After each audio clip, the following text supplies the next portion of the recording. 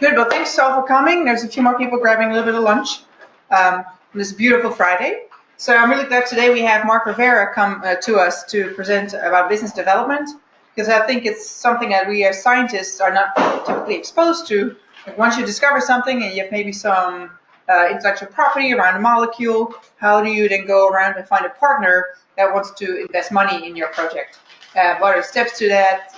What considerations do you need to keep in mind? So Mark is the Director of Business Development at Southern Research, and he also represents the ADDA programs as we talk to external companies.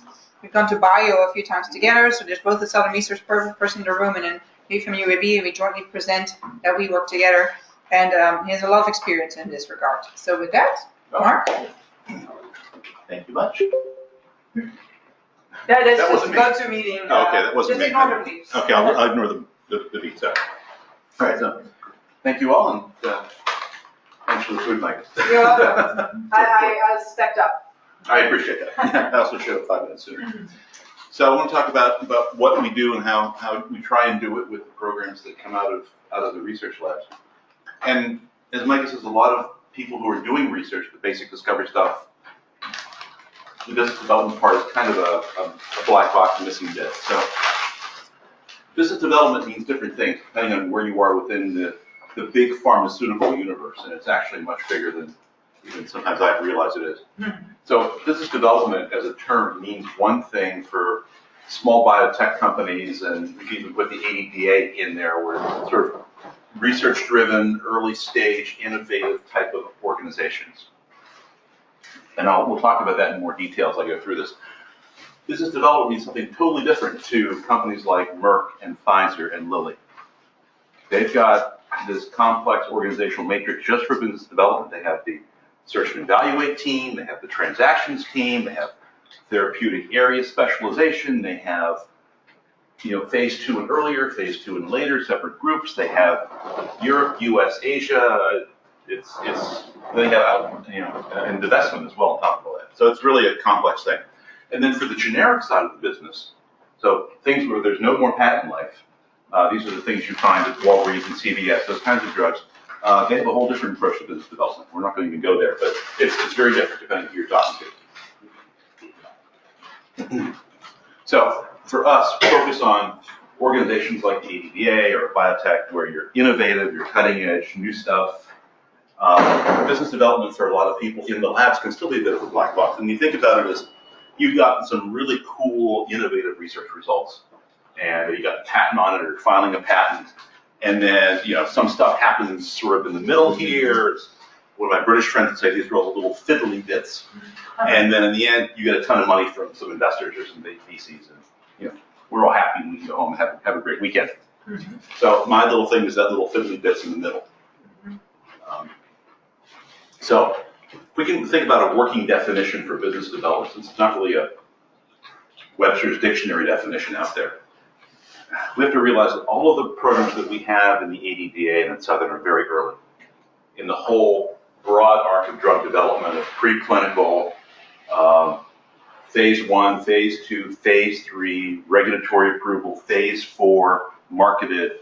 We're at the far left end of the spectrum. We can only take programs to a certain point with our resources. We can go to NDA, maybe, possibly phase 1 using the phase 1 unit at UAB, but that really is sort of a, as the physicists would say, our theoretical limit. So for us, business development means finding someone that can take us beyond that limit. We can take things so far. Our need is to find companies and organizations that can step in, willing and able to take things through clinical development, which is crazy expensive, and into the market.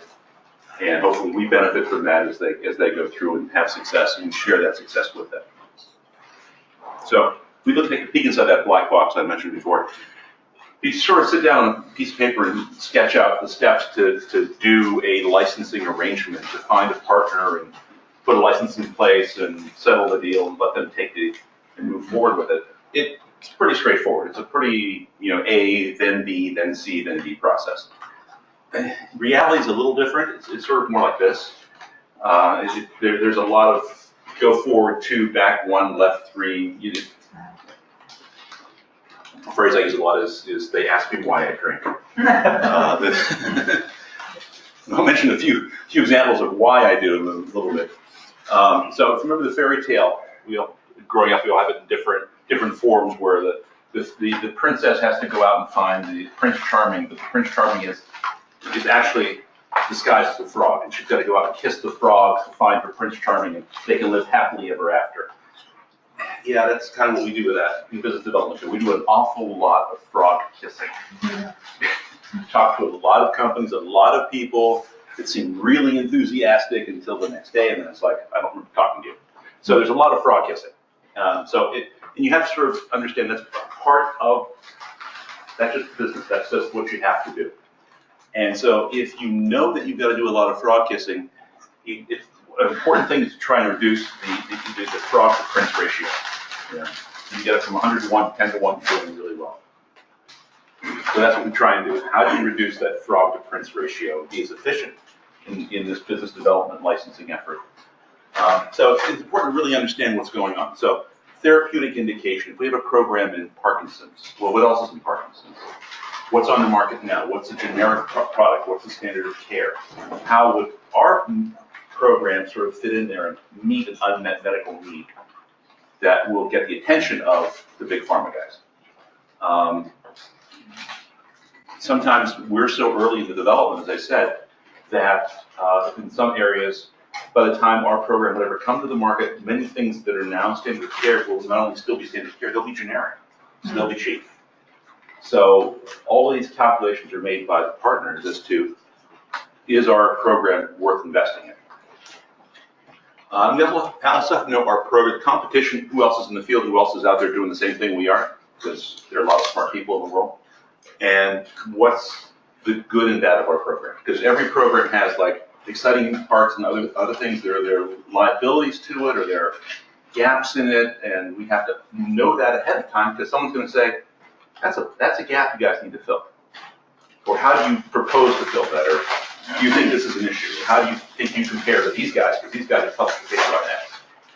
So the people that we talk to are very, very well read in the areas they work in. So we have to understand a lot about who else is in the area. So we want to find a company. So who's in oncology? Who's working in CNS? Who's looking for anti-infectives? And do we want to talk to a company that's working pretty much in the same target, or a very similar target? That could be good because they really know it. That could be bad because they could just be learning from us and then go away. Which companies are open to what we offer, which are very, very early stage assets, very early in their perspective. And ultimately, our program, after all this, is there any interest? We have to find that out. So a lot of filtering of the biopharma universe of companies. So even with all of these filters, we talk to a whole lot of different companies. We talk to the big pharma guys, the usual suspects, the Lilly's, Merck's, Pfizer's, Glaxo's of the world. The regional pharmas that are based mostly in a certain area of focus there, European, Japan, Korean companies that commercialize in their region, they have R&D, but they might partner for the rest of the world. So they might develop it clinically and then at some point find a partner in the US or Europe to kind of balance things out. Specialty pharma companies are ones that focus like only in CNS or only in infectious disease or only in oncology. Again, great depth of knowledge, maybe not a global reach, but it's a great people to work with. The classic biotechs, the early startups that might need to add a program to their portfolio. They have something in phase 1. They might need something behind it to make a more robust story for their investors. A group of companies I call the in-betweeners. Those are the ones whose business model is to in-license things sort of late preclinical, early clinical, do phase 1, do phase 2, and then out-license to the big guys. And the in-betweeners are sort of in that middle part. They do not commercialize. They don't take things to the market, but they add value by doing some commercial studies, some clinical studies to the program. And then investors in general. We've been trying to talk to investors a little bit more to get some interest from the early stage investors in the world. So all these discussions, start the same way. Different companies, different priorities, different ways of approaching, but they all really start the same way. You set up a meeting, you walk in, you sit down, across the table from the person, they look at you and they say, so, tell me about your program. And they wait. And you have to tell them about your program and tell them why they should be interested. So we get a lot of standard questions. We sort of anticipate the kinds of things they'll ask. Again, if you know your program, you kind of know where the strong points are and the weak points or the gaps are, and you kind of prepare yourself. How far along are you? Do you have a lead series? Do you have in vivo proof of concept? Have you filed a patent? I mean, all these things are there. What I'm getting increasingly is there a clinical correlation with your mechanism? So you've got a novel mechanism, clearly for an unmet need, great data in cells. You've proven that mice can live forever when you treat them, and that's beautiful. But is there a connection to humans, to patients? Is there something using GWAS, using patient samples that you can use to show that there actually is a connection? Because that is a big de-risk for a potential partner. The jump from mouse to man is still very, very risky. And by the way, how long before you guys have a file on IND? Mm-hmm. Yeah. And then, of course, there are also questions about the mechanism and the specific things about a different program. But across all the programs, that top set there is very common, very commonly asked. And that's how the potential partners, they're doing a lot of fraud kissing too, to be fair about it. Mm-hmm. It's not just us. So they've got to try and narrow things down and see what fits their criteria that they need to fill. But it all comes down to the data. Really, without good data from the labs, I've got nothing to talk about to anybody. Really. So looking for good data in the sort of the basic science, and is our program providing novel insight to a disease, novel mechanism? Do we understand what that mechanism is? Because that's very important. Even now, we've talked a lot about phenotypic screens and how they really generate interesting data in terms of cells and things, but companies need to understand the mechanism behind that, because when they go to the FDA or the European agency, they need to explain what is the mechanism, and based on that mechanism, what are the safety risks? If you're upregulating a gene expression, that's wonderful, but how do we know you're not upregulating 50 other things, 2 of which are lethal, in 1 in 1,000 patients? Mm-hmm. So that's important to understand the mechanism.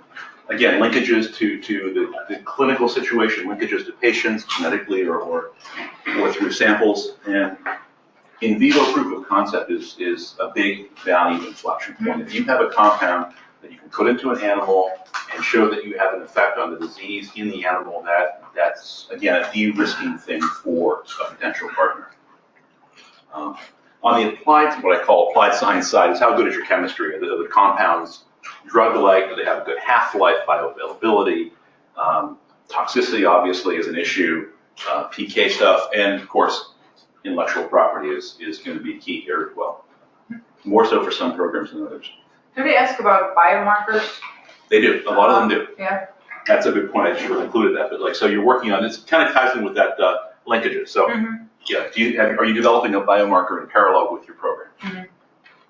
Because a lot of times they want to see some kind of a hint of efficacy as early as possible in the clinic. Mm-hmm.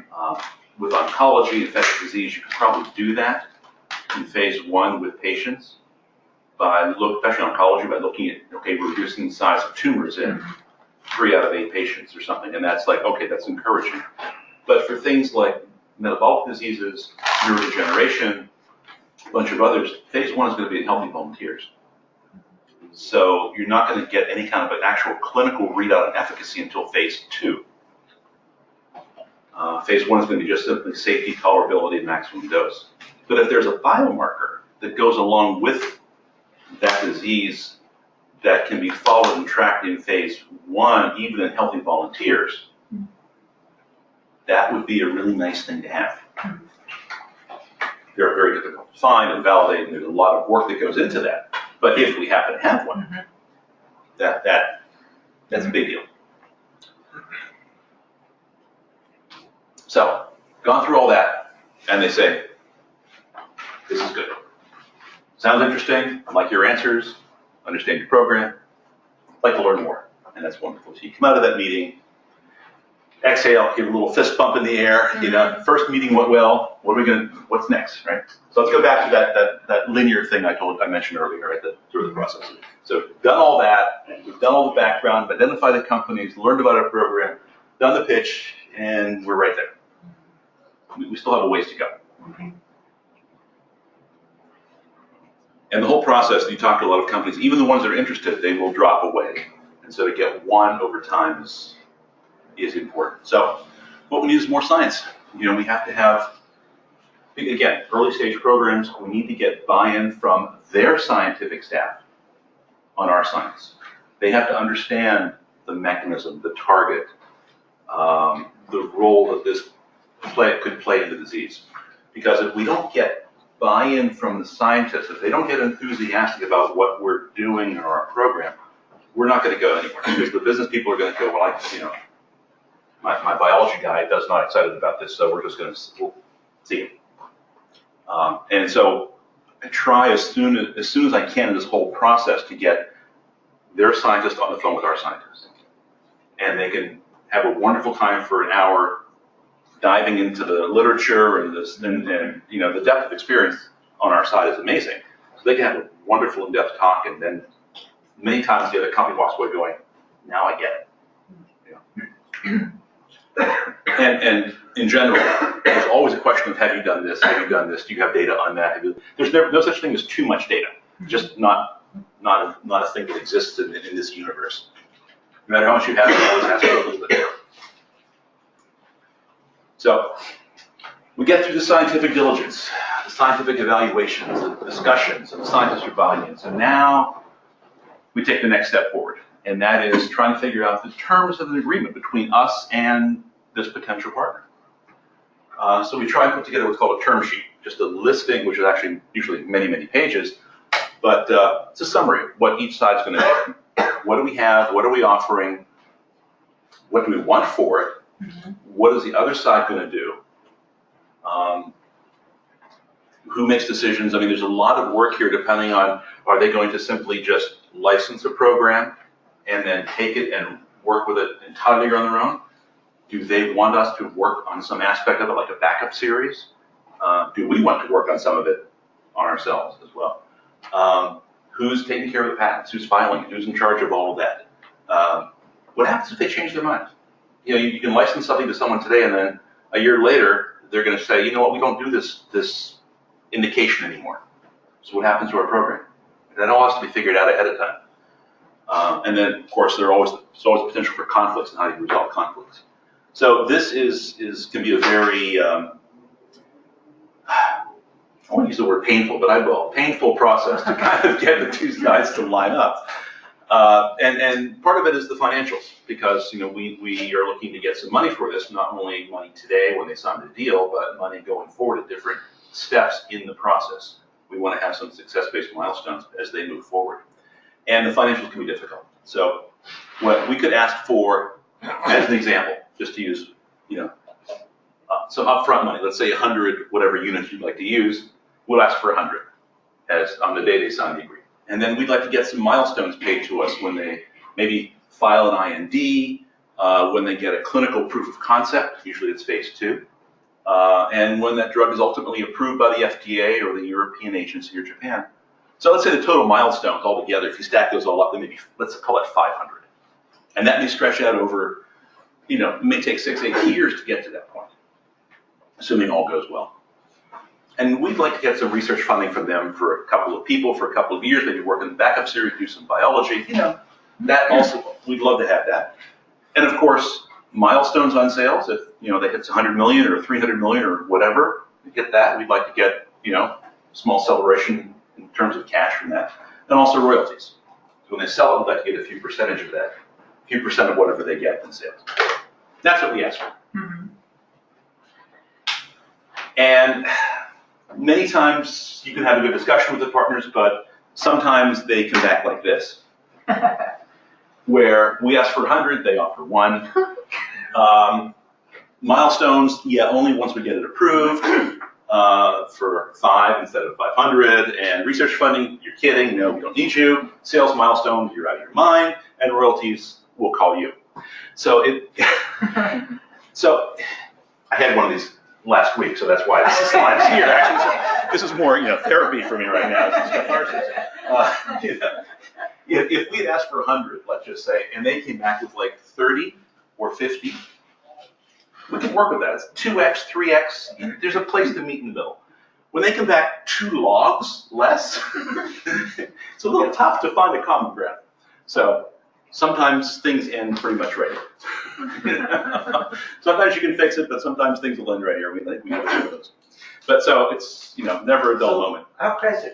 If a company give you like this kind of response, that means they're not really seriously interested. That's possible. That's possible. Or it means we could be out of our mind. Yeah.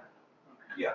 So I always I do validate some of the things we do with just checking other deals have been done and published. I talk to other people, friends of mine in the BD world, and so just to make sure I haven't totally lost my mind. So can you give us like a overall idea, like if we have this, what we ask for is reasonable. Mm-hmm. So most like what's the average, like a common response from potential partners? Is it just have 50% you ask before? Yeah, I think if we're reasonable, Mm-hmm. I like to be in my numbers. I phrase it to say optimistic, Mm-hmm. but not unreasonable. They'll tend to come back at half of that. Yeah. Mm-hmm. But I also show them like here are a bunch of other deals that have been done that are similar in the same therapeutic area, same preclinical stage, and here's how here's where I came up with these numbers. Here's the basis for those numbers. Mm-hmm. It's not a totally random generator of numbers. And sometimes they don't like it, but they at least understand it. Other times they still come back with this. So sometimes I think. And to your point, sometimes if they come back with this, I think they're just not terribly serious.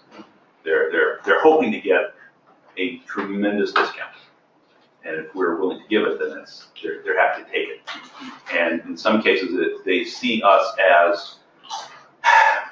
as an academic institution, and they may think that we really don't know what we're doing in terms of this, which is why they come back with that 2 log difference. And sometimes they just, I think, get stuck in like, a lot of academic fields are very, very, a single compound and maybe 2 or 3 analogs that they've found from the Cigna catalog and some interesting biology. Whereas many of the programs that we're offering are much more advanced than that. We've got, full SAR, we've got the biology, we've got tox, we've got PK, we've got a lot of value added to it. And so sometimes we need to remind them that, yes, we're an academic institution, but at the same time, this is a biotech package. That does not always get through. We try. But let's say that we get through the financials. Mm-hmm. Let's say we agree on that, and the numbers, after a lot of negotiation, and it is a lot, we get the term sheet finalized. Then the next thing is going to be a diligence effort, a due diligence effort, where we open up everything to them. So not all of this applies to our programs. I just put it up there for just as an example. But they will come in and they can look at, experiment by experiment. If you have animal by animal data, they want to make sure that what we're claiming is true, is valid. So that means if we have a drug discovery project, we need to be very careful, getting this notebook right.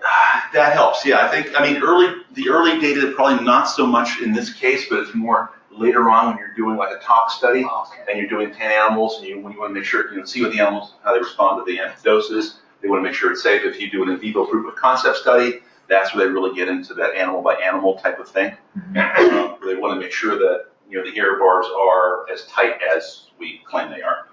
Mm-hmm. Intellectual property obviously is very important. So what have we applied for? Even applications that we filed that might not have been published as yet and are therefore not public domain, we would have to disclose and they have to look at it. Their lawyers got to review it to make sure those are valid and that the claims are reasonable and would likely hold up. There's something called a freedom to operate, which is a legal opinion that you can go out and pay a law firm a lot of money for, where they will act as sort of a neutral third party and review all of the intellectual property filed around a certain area and write an actual official statement that they believe that your patent will allow you to operate and you will not infringe on anybody else. For some programs that makes sense, others it doesn't really because it is very expensive, but that's something that people sometimes would like to see. If the program is in the clinic, they're going to look, whether it's in healthy volunteers or in patients, they're going to be looking really patient by patient basis. I mean, they really want to look. I've seen them go through every dose with every patient and every EKG and every blood draw and all lab values, because again, they're trying to make sure that there's nothing that I have missed either through omission or commission. Nothing we've tried to hide, nothing we've missed ourselves honestly. And if we're doing any kind of scale-up process development manufacturing, they definitely want to look at that too. So how stable is the stuff? How complicated is the manufacturing? Because they have to think about it. Our chemists make things by the gram. That's a big deal. They got to think about how to make it by the kilo and sometimes by the ton if it actually gets to commercial scale. So after all of that is done, and they've signed off all of that, then we get to what's called the definitive agreement, which takes all of that stuff that we've done, all the term sheet that we worked so hard on, and wraps up in the official legal language of lawyers. And it also includes a bunch of things, and what we call representations and warranties, which is basically putting your hand in, I swear that this really is our program. We own it. No one else has any right to it. We have the ability to give you full rights as described, yada, yada, yada. We're going to do our best to follow through on everything we do, and all this stuff. Anyway, lots of hours that lawyers can bill you for. That's really what it comes down to. And we end up with a legal contract, signed, sealed, not quite done. Not quite done. Not quite done. Because you got to close the deal yet. Getting final signatures, believe it or not, can be difficult. Avoid the holidays, especially with European companies in August. I was working for an Indian company. We were trying to finalize a licensing deal with a major European company that went on holiday in August, and we needed to get signatures. Deal was done. We needed signatures from them. 5, and then later we found out 6 signatures. They were on holiday. It was August. They're back on September 4th. And our CEO, who pretty much worked 18 or 20 hours a day, he was just good. Anyway, it's like, call him. We did. What happened? No answer. Email them. What'd you get? Out of office response. Text them. No response. Call the main number. We did. What happened? The janitor picked up. I mean, September 4th, they're back and ready to go. But avoid all this. The other thing that comes up often is Hart-Scott-Rodino. That's a U.S. law that is a legal review to make sure that 2 companies are not putting a deal together that will monopolize the market. And as strange as it sounds for a Parkinson's drug or an oncology drug, yeah, they do that for this too sometimes. And that's if they decide to do an HSR on it, then that's another 30 days before you can finalize the deal. Who decides whether HSR needs to be I think that's the lawyer thing, and I think they have to submit it through, they have to go through some kind of, I don't know if this is Federal Trade Commission or something like that. But one has to kind of plan on that's going to happen as another 30-day delay, which when you have a impatient CEO is not good news. Anyway, but okay, that's all done. Then you can go and then you close the deal, sign. The check clears, always very important. And then the last thing here is really hitting the bar. Hopefully, partners and just finally, after all that. And then the next morning. You've done all this work. It's taken a long time, a lot of effort, a lot of gnashing of teeth. And you say, okay, now that we've gotten married, how do we live together? How do we make things work efficiently? How do we, as partners, move things forward? How do we transfer technology to you? How do we keep communication open? How do we come up with solve problems together? And that's quite alliance management is an art in itself. especially when people on the other side, they change roles, they leave, the person you have a relationship with is now gone, bring a new person in. It's an ongoing thing. Hitting the milestones that I mentioned before, certain milestones that are predefined in the terms. We want to do whatever we can to help them hit those milestones because $20 is $20, right? Mm-hmm. So we get from that. So we need to do that as well. And keep in mind that once we've done this, we're not walking away. We have to keep that relationship and nurture it. So, timelines. In theory, again, the theory is wonderful. If you have a program and you go through all the filters and you identify companies, you might be able to do something in 6 months. If everything just goes like water flowing downhill, 6 months, you talk to 1 or 2 companies, they love your stuff, they love you, come to terms, you're not too far off, you can negotiate it, get the deal done, do the diligence, you did that, 6 months. And reality is a little different. It can take as long as 2 years from the time you first sit down with the company, that first face-to-face, frog-to-frog meeting. And you could talk to, and I have talked to like 40 companies for a single asset, trying to find some place where it will fit, where it will work. And they fall away at different points in the process. But we hear no in so many different ways, so many different flavors of no, you wouldn't believe. But on the opposite side, why companies would say yes. So what motivates a company to do this and take a risk on our program, pay us money for our asset, and then invest in it to go forward? Maybe they have a gap in their pipeline. As I mentioned before, something in phase 1, they need something else behind it. They just don't have it themselves. They're invested in the therapeutic area. They have, this is more big pharma, they have sales, marketing, manufacturing, presence with physicians and thought leaders in a certain area, and they want to maintain that for the long term. So they don't have it in their pipeline, so they're going to come out and bring things in to help feed that pipeline and keep things moving forward. They really want to keep that open and working. They want to broaden their pipeline. Another example, they already have something maybe, but they want to have more. They know things are going to fail in the clinic, so let's bring a few more things in. And again, to stay invested in the area, they want to hedge their bets. Program obviously has to clearly show value to them. They can understand why it's worth investing in. And many times, they just want to keep up with the pack. Immuno-oncology, right? Everyone's in it, so we got to be in it, because if we're not in it, we're not keeping up with the neighbors, keeping up with the Mercs of the world. So that plays a much bigger role than maybe one would imagine. And many reasons why they will say no as well. Probably more. This list is longer. Mm-hmm. Often it's just too early. Do you guys have in vivo proof of concept? Not yet. Do you guys have your mechanism working on it? They're just too early for what they're looking for. Or they look at multiple programs, because again, remember I said they're out frog kissing as well. So they're looking and they pick the other guy for who they want. Mm-hmm. Sometimes they're just looking for a little competitive intelligence, not being serious, as you suggested earlier, where they're just trying to understand.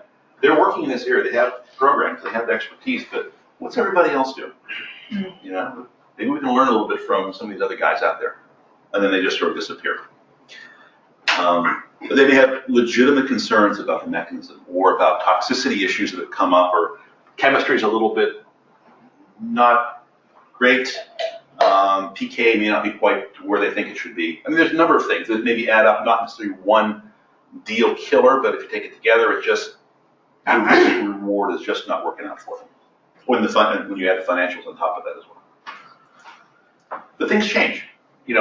Frogs turn into princes, princes turn into frogs, yeses become nos. And these are things that I've heard over the years. Some of them are good, some of them are not so good, some of them are situation dependent.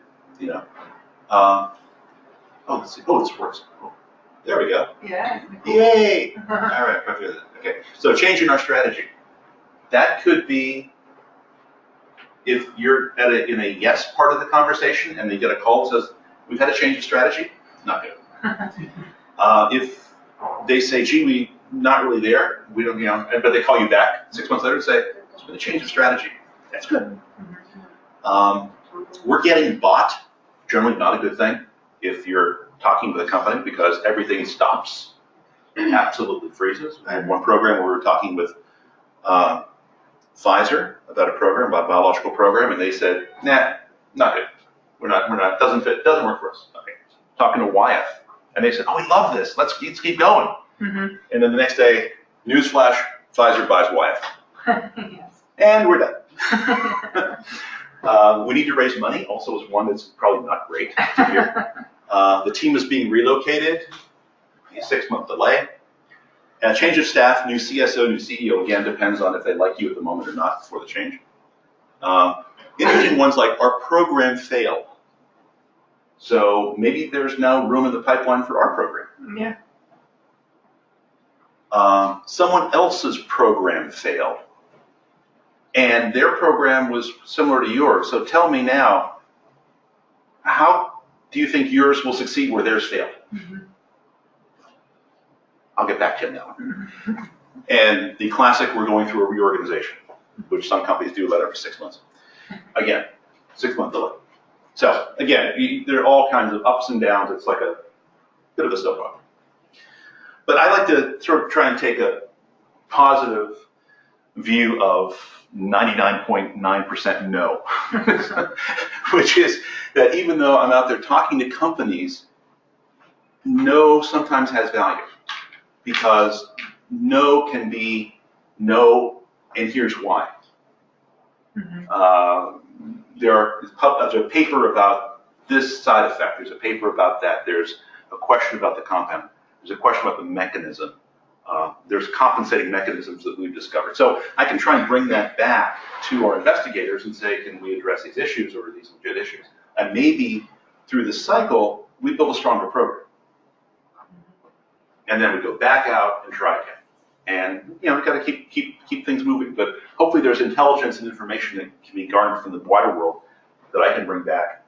Not all of it's scientific, some of it's commercial, some of it's a little bit more on the clinical side, but where are the concerns and where are the problems? Can we address them? And ultimately, to take a bad Krebs cycle analogy here, we can use the virtuous cycle to spin some of these 88 programs into actually completed deals by pulling in the pharma and biotech intermediates. Mm-hmm. That's our process. Well, thank you. Thank you. Awesome. Questions? So I have a question. So you just focus on talking about how you can out license in our drug project. So are you also dealing with getting the VC money for us? I've spoken to VCs about our programs. And there is, and this is still a work in progress and an answer in progress to your question. So with VCs, there's a couple of ways they could think about our programs. One is to spin out a program into a new company. And another is to take a program and add it to an existing company's portfolio. Mm. That second one is more likely to happen.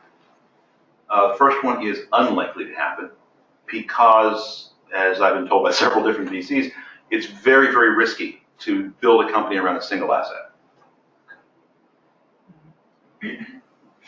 Chance of failure is as good as as much as anything. So if we had a portfolio of assets that were similar or connected in some way, 3 or 4 oncology assets, 3 or 4 neurodegeneration assets that were all interesting assets, then they could maybe take that out as a company.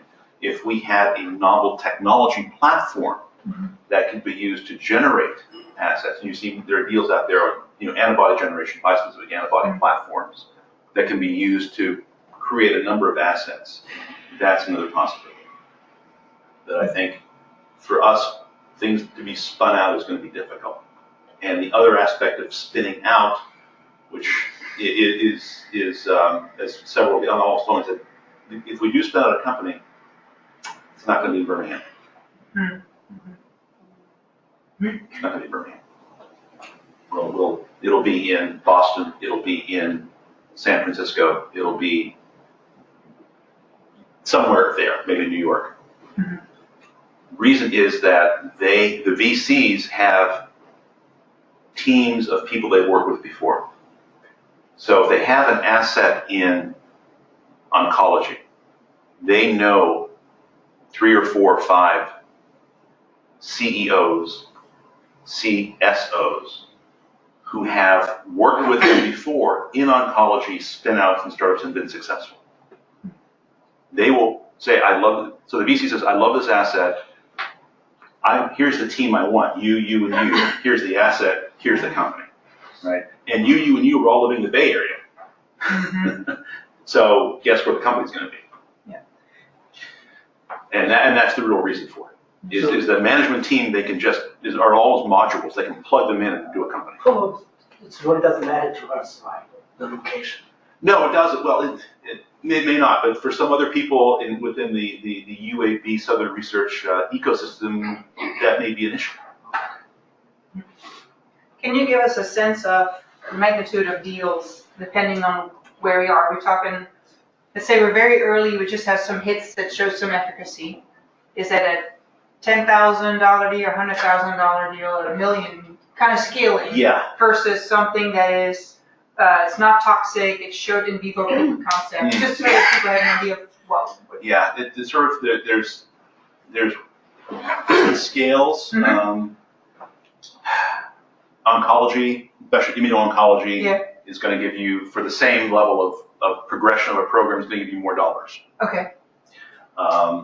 And that just, biologics in general give you more dollars than a small molecule. Mm-hmm.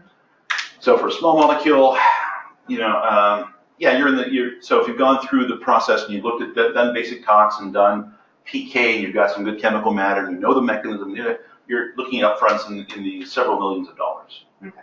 Yeah, I think that's a very reasonable. Whether that's 2 or 10 or 20. Yeah. But yeah. And that's pretty far along for our purposes. For our purpose, those will be the more advanced programs within the ADDA. Whereas if we've just done a screen and we have some chemical matter that looks promising that we can do chemistry around, we're looking at something with 1 0 or less? At least, yeah. Yeah, at least. And then there's not, yeah, it would be difficult. It would be difficult. So just a comment, in terms of the ADDA program, because of what Mark said, what companies look for, of course, that's the end game, for the ADDA program. So we have to consider up front what types of projects to take into the program. And two of the considerations that you mentioned were they want to know about clinical relevance. Increasingly, yeah. Target, yeah, and if there's any clinical validation for that. And also they want to know, what is the target? What's your drug interacting? Yeah, what's the mechanism? Yeah, and if you don't, if you don't have the answers to those questions, then you need a way to get the answers, because it's going to be problematic for the ADDA to invest, even the ADDA to invest any resources if those are like non-starters at the end, so we've got to know that we can get there, but we want to know that up front, because otherwise it's not worth. It's not worth spending money on. It doesn't have anything to do with the scientific excellence of the work, but it does have to do with the relevance in terms of getting a product, getting a partner. Mm-hmm. So just consider that when you make proposals to the ADDA. Is to have at least the mechanism of answering those questions in place. Yeah, I think your point is very good. It has nothing to do with scientific quality or publication or grant ability for those ideas, but from a more commercial perspective, because these guys, partners, are looking at it from a pills in the bottle perspective, and that's a whole different view than what we have when we start off. Any other questions? All right. Well, great. Thank you so much for coming. Next week we have Corinna Jelly Zefran present. She's the director of chemistry at Southern Research, and she's going to explain about what the chemical series looks like and how the chemistry program works. So hopefully I'll see you next week. Thank you, Mark.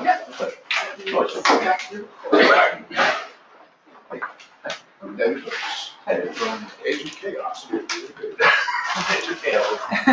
It actually is called that, yes. I thought that was a euphemism you were doing. Oh, that's me. What is the Agent Chaos? It is, for lack of a better term,